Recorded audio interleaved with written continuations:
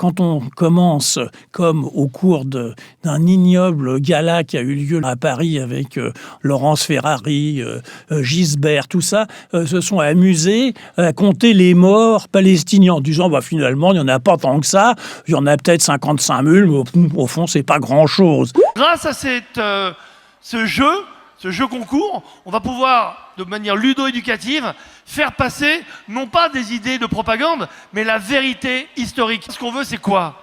C'est créer le doute. Parce que si on arrive à créer le doute dans un cerveau d'un jeune, il va commencer à se dire, mais on m'a peut-être raconté n'importe quoi. Et nous, on sait qu'on raconte n'importe quoi à l'école.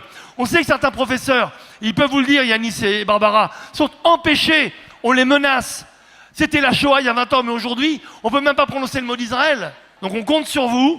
Chaque étape coûte à peu près 5 000 €.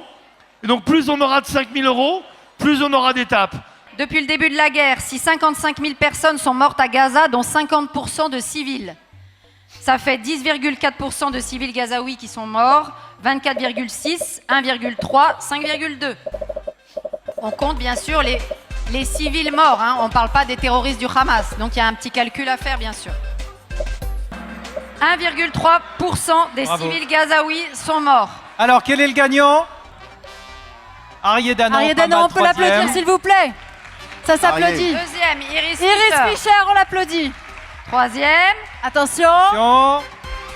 Pascou 64. Qui est Pascou 64? Allez, on appelle Pascou 64. Pascou. Ces gens, j'ai envie de dire, se jugent par eux-mêmes avec ça.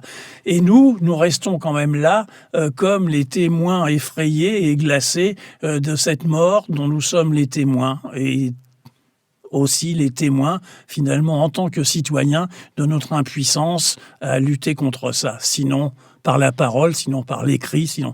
Alors, c'est peut-être dérisoire, mais c'est absolument nécessaire.